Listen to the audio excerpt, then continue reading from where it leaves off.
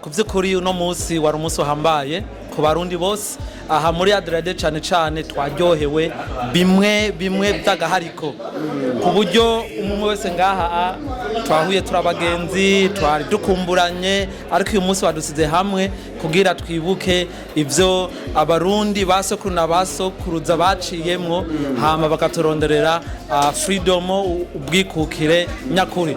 Ubusanzwe Burundi Day my bro, musanzwe nko kuri wewe imanishije iki canke Burundi Day muri make dusigurire n'abatumva uyu munsi c'ubusiguye muri rusange. Iyo umuntu yimenya akitahura burya ahugeze uno munsi nuko hari ibyabaye inyuma kugira ushikeho ntago ari giturumbuka iyo bavuze yuko abarundi basokuru baciye mu bintu bigoye bijya nivyo uno munsi byo duha identity kuko iri kurasoma cyangwa ugira ubushakashatsi urabona kuvyukuri ko baciye mu ntambara baranyanyasizwe cyane baranyazwe barahohotewe eka hamwe nawe uri kuravyiyumvira ubiciyemo kuvyukuri ni ibintu byari bibabaje ariko kubona uno munsi tuvuga ati ndi umurundi nuko hariho icakugize ko uba umurundi w'umwidegembyo. Wow, very nice to hear man, thank you very much. Hanyuma mbere yuko ugenda sore ndazuri bize mugabo abarundi bari hanze especially abari mu gihugu wacu bibaza ati aba diaspora ntabwo du celebrate iminsi nk'iyi gira kantu babwiye bamenye ibiriko biraba hano hanze.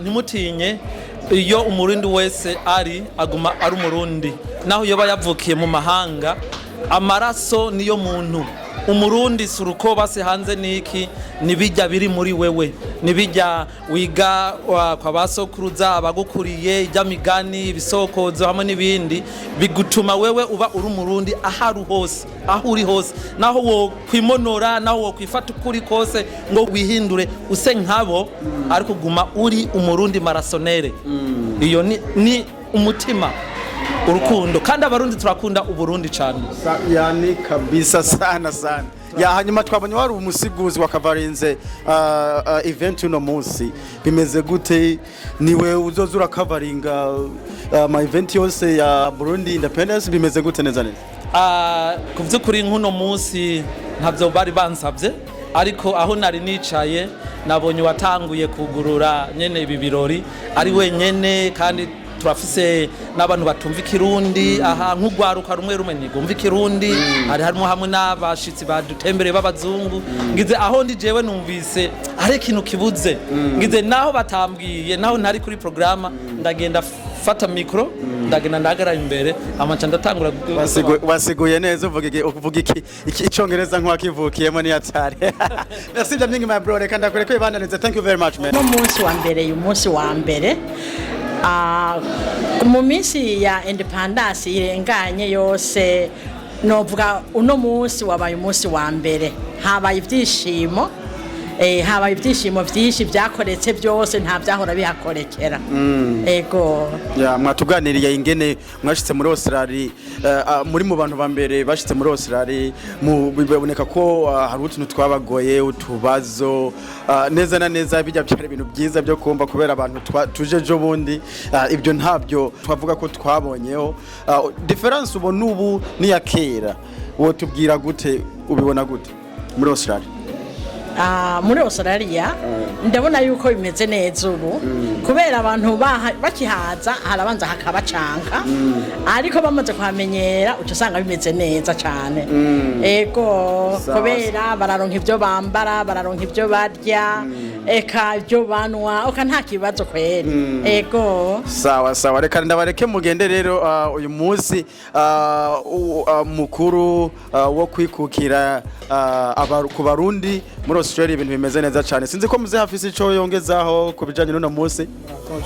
Murakoze sawa reka rero ndabareke mu bandanye igihugu ikindi nagomba kongera ko ikindi naco nabonye ngaha muri kino gihugu cadufashije abana barize muri igihugu cyacu mu Burundi benshi ntibakunda kwiga kugira ngo baronke amadigiri mugabo ngaha benshi barose amadigiri nukuri bariga no twabandanije kubahimiriza tukabereka uburyo bakwiye kubandanya amashuri nk'akarorero twe twigisha ikirundi abana hanyuma hajya bamaze kwiga turabigisha tukabandanya bagaheza high school bagaca baronka n'amanota tukabahereza amanota bongereza amanota yo kwishuri hanyuma bagaca bagenda kuri university. Ibi ni ibintu byiza byo kumva. None batanga amahera canke mu byigirisha kwa bure? Oya nta mahera batanga kubera ni volunteer.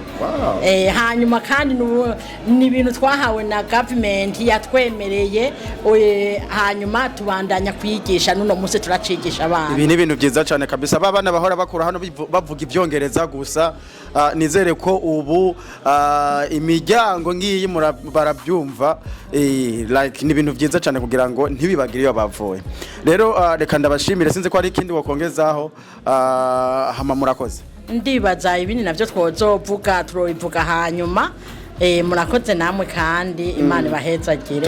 Tanga ubutumwa ku barundi bariko baratwumviriza bari mu gihugu.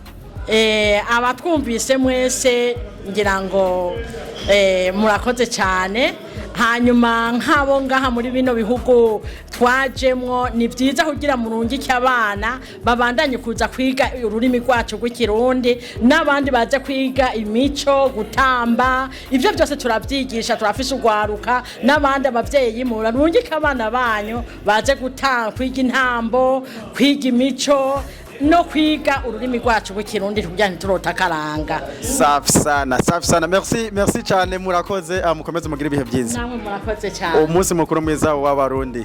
Amen.